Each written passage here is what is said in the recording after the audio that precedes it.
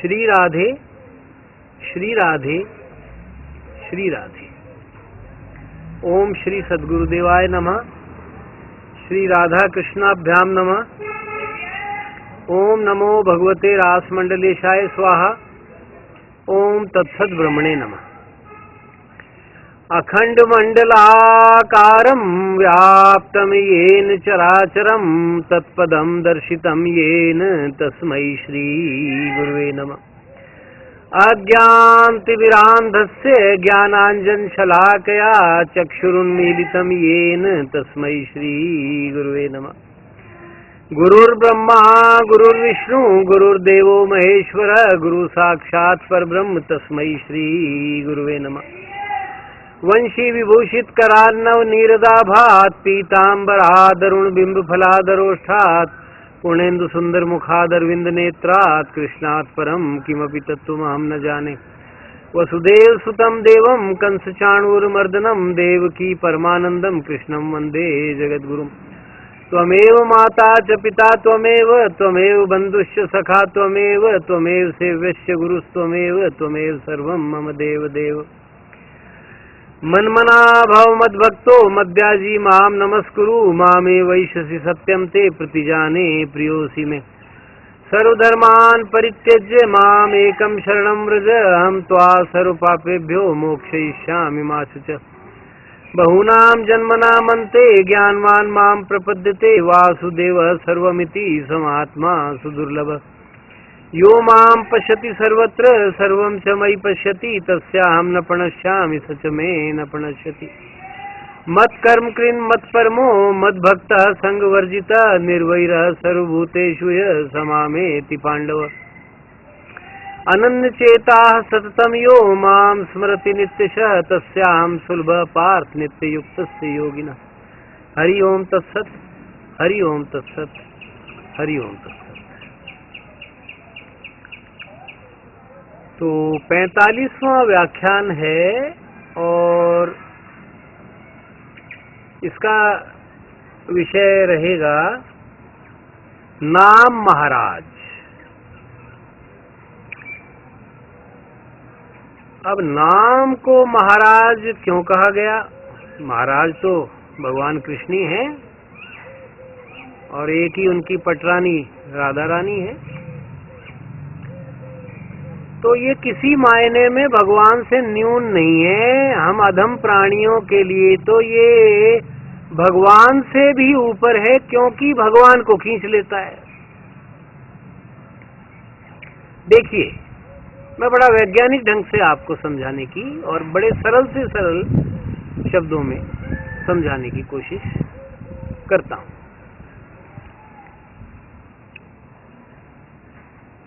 देखिए,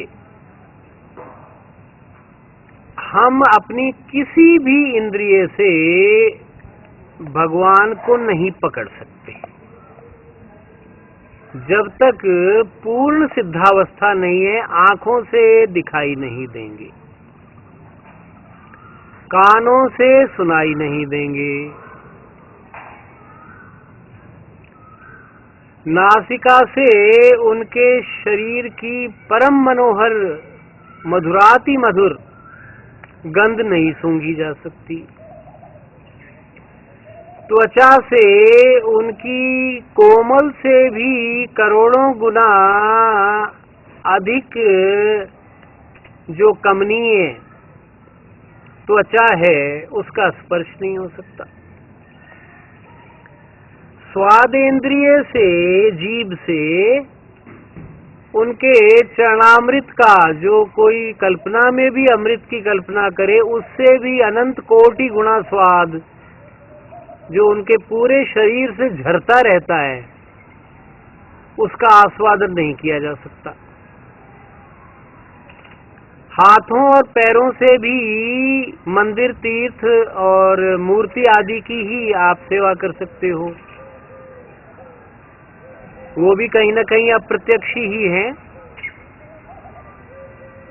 जब तक मूर्ति में से प्रकट न हो जाए। तो वाणी से नाम लिया जा सकता है, नेत्रों से उनका करोड़ों कामदेवों को लजाने वाला रूप नहीं देखा जा सकता। यानी किसी इंद्रिय की पहुंच नहीं है, वाणी की पहुंच। नाम ले सकते हो और नाम में नामी विद्यमान रहता है। कैसे? एक किसी कुत्ते का भी नाम रख दो, मान लो मोती रख दिया। अब मोती कहते ही सैकड़ों कुत्तों में से वही कुत्ता आपके पास आ जाए, अन्य नहीं आएंगे, तो वो भी पहचान रहा है नाम। जिसका भी नाम रख दिया वो नाम पहचान लेता है, तो वो भगवान क्यों नहीं पहचानेगा? अब आप कहेंगे कि वो तो सर्वत्र हैं, उनको बुलाने की क्या जरूरत है? भाई जरूरत ही उनको बुलाने की है। सर्वत्र हैं लेकिन मिलते नहीं है। नहीं तो फिर तो आज तक एक भी पूजा स्थल नहीं खुलता, एक भी आध्यात्मिक ग्रंथ नहीं लिखा जाता, एक भी उनकी ढूंढ में नहीं निकलता। तो सर्वत्र तो है लेकिन नाम लेते ही उन्मुख हो जाते हैं। ये परतंत्रता है। आपका भी नाम लेगा तो चाहे शत्रु भी लेगा तो एक बार तो उसकी ओर देखोगे आप, उन्मुख हो जाता है। तो परम तत्व जो हमारे अंदर बाहर हर जगह स्थित है, वो तो स्थित है, वो तो साक्षी भाव से है। उनका आत्मा रूप भी क्या है? निर्लेप है, साक्षी है, कर्ता भोक्तापन उसमें नहीं है। तो वो जो इस पूरी सृष्टि का, पूरी समष्टि का साक्षी है, वो तत्काल उन्मुख हो जाता है नाम लेते ही। नाम और नामी में अभेद है। छोटे शिशु का भी नाम ले लिया जाता है, शिशु तत्काल मुखातिब हो जाता है। तो ये बड़ा भारी रहस्य है, ये वैज्ञानिक है। ये सारा चिंतन, ये पूरा प्रेमनाद, इसकी कैसे रचना हुई, ये सारा बहुत ही वैज्ञानिक पद्धति से हुआ है। और विज्ञान क्या होता है? ये विज्ञान नहीं है। ये जो हो कथित रूप से ढिढोरा पीटा जाता है, ज्ञान विज्ञान योग है गीता में। माया का ज्ञान विज्ञान नहीं है, भगवान का विशिष्ट ज्ञान ही विज्ञान है। माया का ज्ञान भी जरूरी है, माया भी मायापति से अभित है, माया का ज्ञान होना बहुत ही जरूरी है। इसीलिए ज्ञान विज्ञान योग। लेकिन विज्ञान मीन्स विशिष्ट ज्ञान जो केवल भगवान का हो, तो हम कह देते हैं वो वैज्ञानिक हुआ था, उसने ये इजाद कर दिया। ना ना ना, वैज्ञानिक का मतलब केवल संत, उन्होंने भगवान को जाना है, वो असली अर्थों में विज्ञान है। बाकी ठीक है, प्रचलित आजकल का अर्थ है, वो अपनी जगह ठीक होगा। अब हमारी तो आध्यात्मिक दृष्टि है, ये आध्यात्मिक चैनल है, यहाँ संसार की चर्चा ही नहीं। उतनी ही चर्चा है कि कैसे संसार से तो विमुख हो जाएं और भगवान के सम्मुख हो जाएं, तो उतनी ही है। तो नाम और नामी में अभेद है। नाम लेते ही भगवान आ जाते हैं, तो इसलिए नाम महाराज है, भगवान को भी खींच लाया। प्रेम बढ़ाना है, भक्ति को भी भगवान से ऊपर माना गया है कि भक्ति भगवान को खींच लेती है। भक्ति भी नाम से शुरू होगी। संकीर्तन क्या है भाई? श्रवण भक्ति, स्मरण भक्ति और संकीर्तन भक्ति, तीन मुख्य प्रकार हैं। वैसे तो नवदा भक्ति भी है और बहुत प्रकार की और भी है, तो भक्ति को परिभाषा में बांधा भी नहीं जा सकता। लेकिन संकीर्तन भक्ति का कलयुग में ज्यादा महत्व है। कलयुग केवल नाम आधारा बता दिया गया है। सुमरी सुमरी नर उतरे ही पारा, तो कलयुग का तो आधार ही नाम है। क्योंकि इतना समय नहीं होगा, शरीर में बल नहीं होगा, मेधा बुद्धि नहीं होगी, एकाग्रता नहीं बनेगी। इतने तरीके के काम मनुष्य ने ओढ़ लिए हैं, रस्सियां बांध ली हैं अपने। वो उनमें से निकल ही नहीं सकेगा, नाम ले सकेगा हर स्थिति में। मृत्यु शैया पर भी नाम मन ही मन ले सकता है, प्रेम मन ही मन कर सकता है। तो ये कुछ अमृत तुल्य, तो नाम तो नामामृत है। हरेर नाम हरेर नाम हरेर नामैव केवलम कलौ नास्तेव नास्तेव नास्तेव गतिरन्यथा। हरि का नाम, केवल हरि का नाम, कलयुग में कोई और गति नहीं है। तो नाम का तो महत्व का मैंने बताया कि आयु भर प्रतिपादन करता रहे तो आयु बीत जाएगी। ये अनंत है। ये अध्यात्म का मतलब है भगवान से संबंधित जो चर्चा है, ज्ञान है, भक्ति आदि, ये अनंत है, क्योंकि भगवान का एक नाम अनंत भी है। ओम अच्युताय नमः, ओम अनंताय नमः, ओम गोविंदाय नमः, ये हम बोलते ही हैं। तो अनंत का मतलब भगवान का अनंत नहीं है। सत्संग का भगवत चर्चा भी अनंत है और नाम की महिमा भी अनंत है। तो नाम महाराज है। और ये पता नहीं, ये और बात है कि नाम ही ऐसी चीज है कि कितना भी घोर अज्ञानी हो, अपढ़ हो, अक्षर ज्ञान भी ना रखता हो, नाम ले सकता है। आस्था ज्यादा भी है। इसलिए कई बार पता नहीं, मुझे लगता है कि वास्तविक ज्ञानी तो आज भी बिल्कुल जो जंगल से जुड़े हुए हैं, जो ब्रज संस्कृति से ओतप्रोत हैं, जो बहुत छोटे ग्रामों में रह रहे हैं, वो निश्चित रूप से ज्यादा ज्ञान रखते हैं हमसे, और वो भगवान के निकट भी अधिक हैं। आजकल तो खैर अब देखा देखी तो माहौल बिगड़ गया। छोटे गांव से महानगर तक सब कुएं में भांग हो गई। कुएं में भांग का मतलब है सब जगह विष व्याप्त हो गया है। अछूता तो कोई रहा नहीं। लेकिन फिर भी जो जितना सरल होगा, प्रकृति के निकट होगा, वो भगवान के निकट होगा।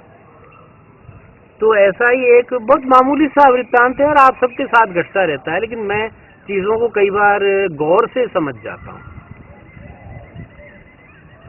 तो अभी थोड़े ही समय की बात है, कोई 10 साल हुए होंगे, 15 हुए होंगे। तो डहलावास में, जो अलवर के दक्षिण में सिलीसेड जो पर्यटक स्थल है, झील है, उसके 7-8 किलोमीटर पीछे की तरफ स्थित है, पश्चिम दिशा में। तो अलवर से करीब होगा 25 किलोमीटर। तो डहलावास में गुरुदेव की समाधि एवं छतरी है। मूल समाधि तो हंसनगर में है, और मैंने उनकी जीवनी बताई थी कि किन्हीं कारणों से खंडित हो गई थी, तो फिर वो वहां बनी। और जहां मूल समाधि थी वहां भव्य मंदिर है, भगवान के सारे रूप वहां विराजमान है।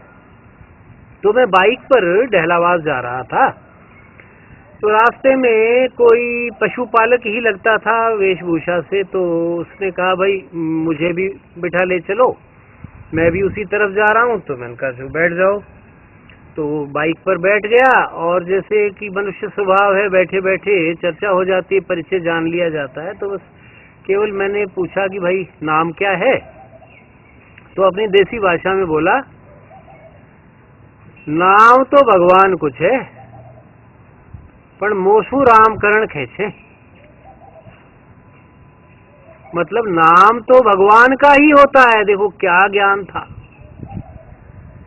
अब मुझे रामकरण कहते हैं, यानी मेरी आइडेंटिटी, मेरी पहचान रामकरण नाम से है, बाकी नाम तो भगवान का ही होता है।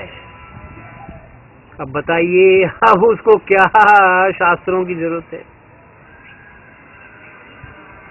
और मैंने पाया कि ये वास्तव में अलवर जिला, खासतौर पर यहाँ जो वन भूमि का क्षेत्र है, तपोभूमि है, जहाँ बहुत ऋषि मुनियों ने तप किया है, लगभग सारे ही ऐसा बोलते हैं। किसी से भी नाम पूछो तो डायरेक्ट नहीं बताएगा, तो यही कहेगा कि भाई नाम तो देखो भगवान का ही होता है, मुझे ये कहा जाता है, मुझे राम सिंह कहते हैं कि श्याम चरण कहते हैं कि रामचरण कहते हैं कि शिव कुमार, जो भी है।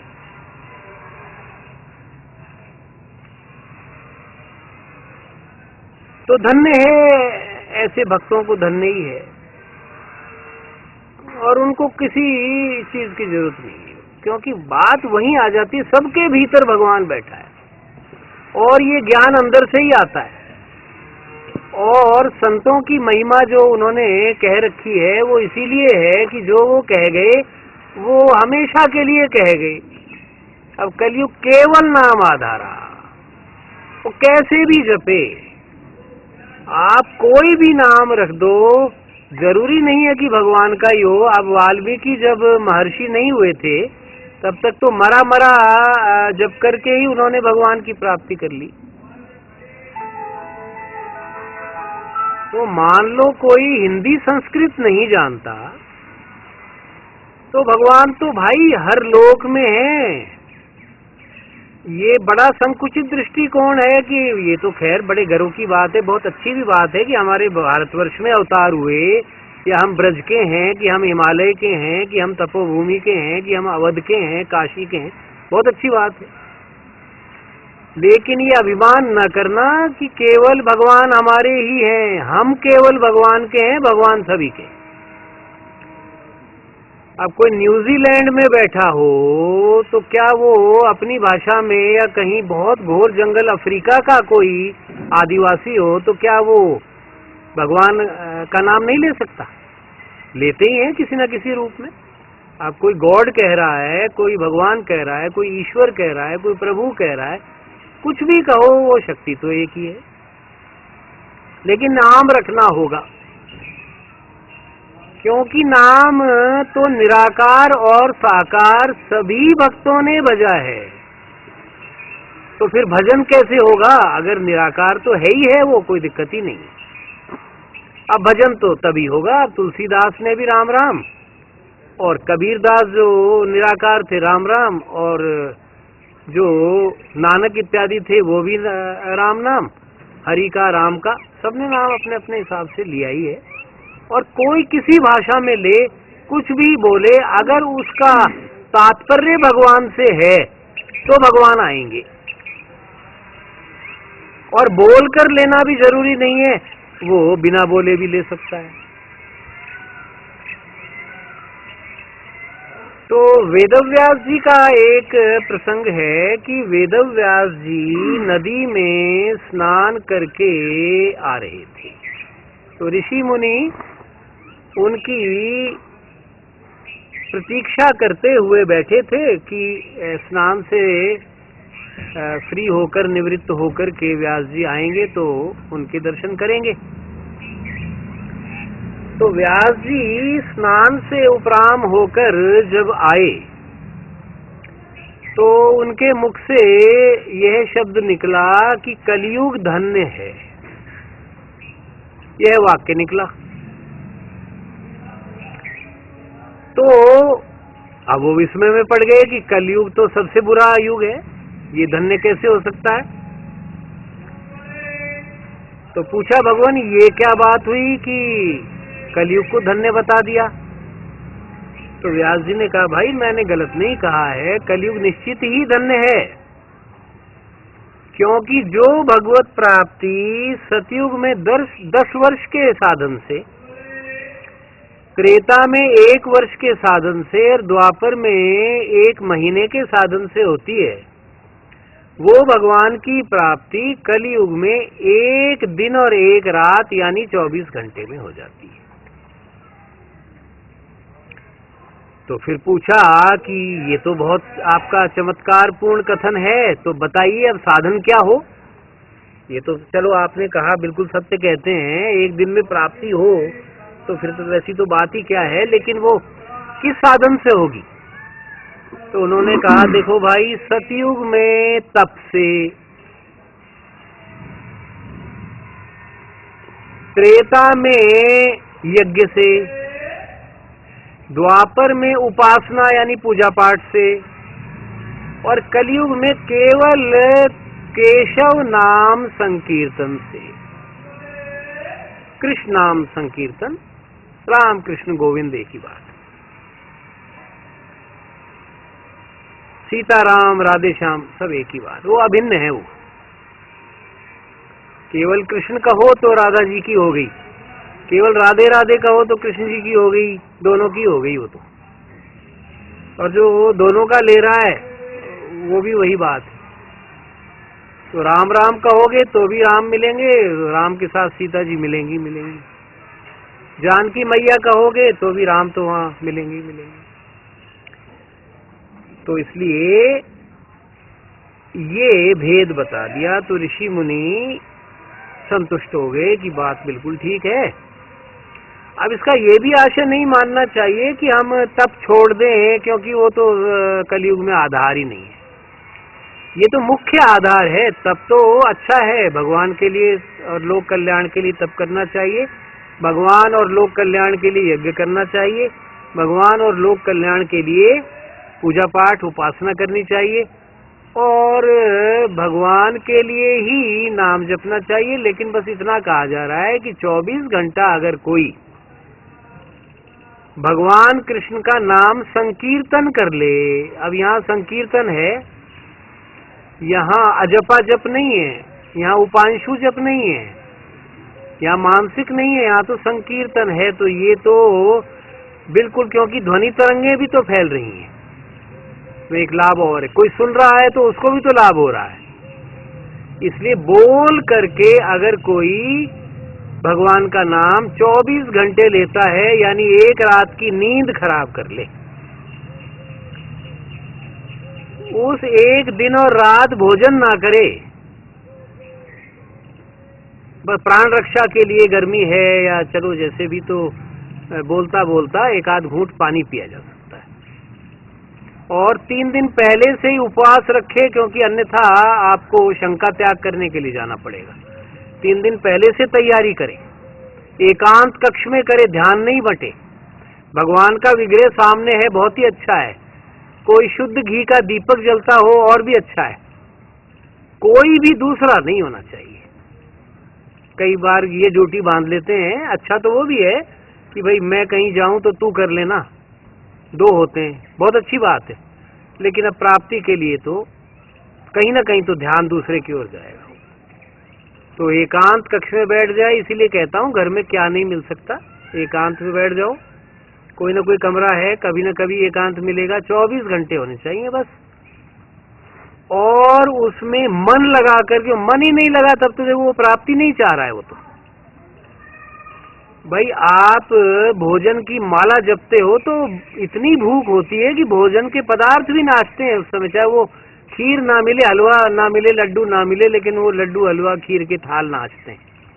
तो मन भी वहां है और माला भी उसी की, चाहे बिना बोले जप रहे हो। तो इसमें यही शर्त है, और ये कोई सामान्य नहीं है। आप करके देखना, आप 50 साल लगोगे तब एक दिन होगा। जब एक क्षण के लिए भी उठो नहीं, कोशिश करो कि सर्दी में करो तो पानी की प्यास भी ना लगे, या कोई पूरे 24 घंटे में कोई 1-2 घूंट पीकर काम चल जाए। 2-3 दिन पहले से फलाहार इत्यादि करके शरीर की शुद्धि कर लो। फिर 1 दिन पहले से तो बिल्कुल ही कुछ मत खाओ, तब जाकर ये कम से कम हफ्ते भर की तैयारी करके फिर ये कक्ष का चुनाव। फिर वो स्थान भी अगर कोई जागृत स्थान है तो उसकी होड़ नहीं है, लेकिन वहाँ भीड़ नहीं होनी चाहिए। तो ये काम किसी एकांत मंदिर में ही होगा। अब वो घर का एकांत मंदिर है या सार्वजनिक भी, कई बार कम लोग आते जाते हैं, या किसी ऋतु में, मौसम में कम आते हैं। जैसे कभी तो मेले लगते हैं, भाद्रपद मास में विशेष मेले होते हैं भादों में। इसी तरह से कभी और तो ऐसा भी ना हो, ध्यान नहीं जाए। और अगर इतना ध्यान जमा हुआ है कि कोई आता रहे जाता रहे, आप तो रटते भी रहोगे, ध्यान भी नहीं जाएगा, तो उस साधक के लिए ये भी संभव है।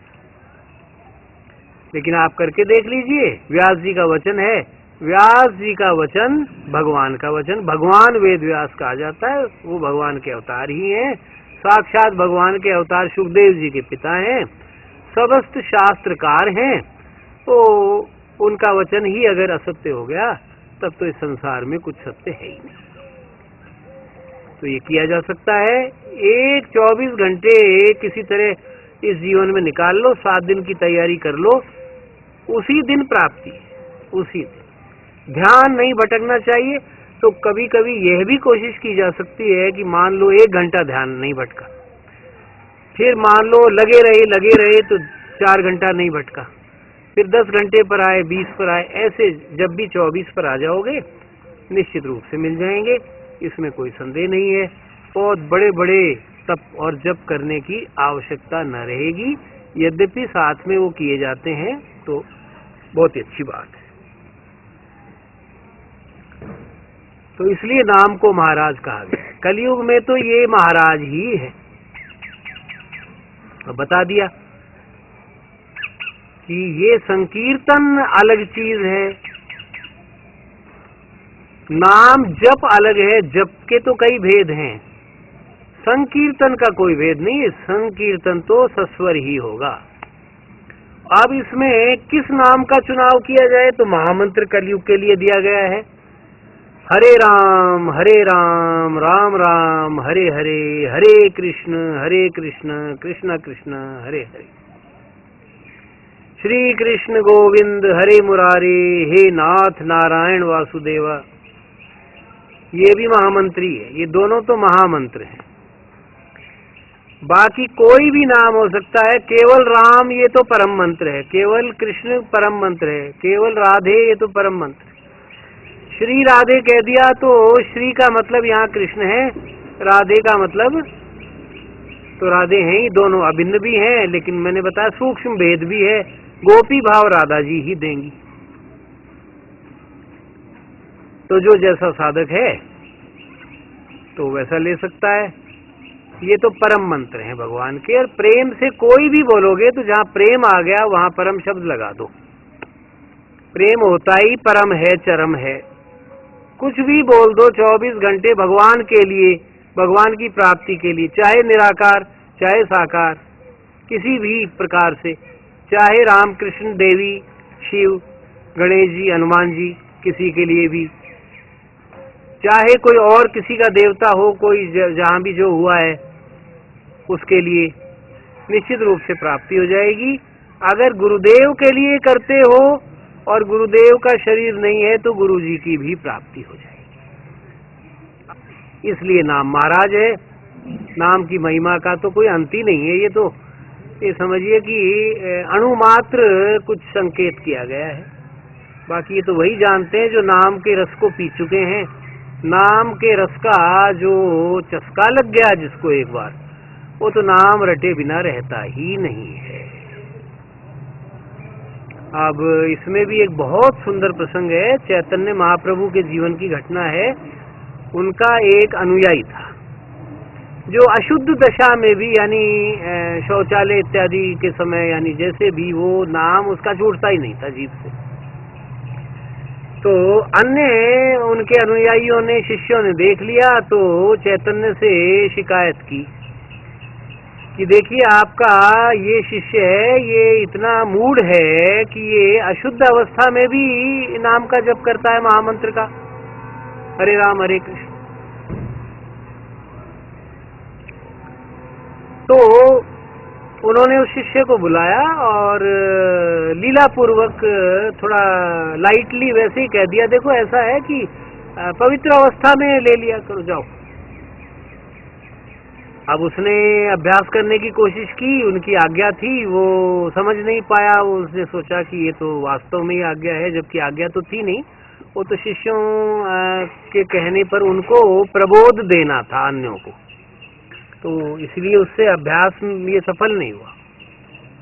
उसकी वाणी तो रुकती नहीं थी, सस्वर ही बोलता था वो, इसीलिए शिष्यों को सुन जाता था बाकियों को। कुछ दिन बाद शिष्यों ने फिर कंप्लेंट की कि महाराज वो तो नहीं सुधर रहा है, वो तो अशुद्ध अवस्था में भी संकीर्तन किए जा रहा है। तो कहा चलो बुला के लाओ। अब के जब बुलाया तो उन्होंने प्रेम से सिर पर हाथ फेरा और कहा धन्य हो तुम, बहुत ही अच्छा है, अरे भगवान हर जगह हैं, हमेशा ही हैं, उनमें कोई अशुद्धि दोष होता ही नहीं। तुम रटो रात दिन, तुम्हारे लिए छूट, इनके लिए छूट नहीं है, इनके मन में भेद बना हुआ है शुद्ध अशुद्ध का, इनके लिए नहीं, जाओ तुम्हारे लिए छूट। तो अन्य शिष्यों को भी समझ में आ गया कि इसकी स्थिति तक हम नहीं पहुंचे हैं। अब आप देख लीजिए, किसी भी अवस्था में नाम मत छोड़ो, सोते जागते मत छोड़ो, मन ही मन लो, कोई दिक्कत नहीं है। ये तो केवल प्राप्ति के लिए जिस दिन आप कमर कसो तब संकीर्तन है, या अलग से संकीर्तन वो आएगा आगे प्रकरण, वो किया जा सकता है। बाकी मन ही मन लेना चाहिए, जिससे किसी को पता भी नहीं चले। जितना गोपनीय साधन होगा उतना जल्दी फलित होगा। अब विषय बहुत लंबे चौड़े हैं, आते रहेंगे। तो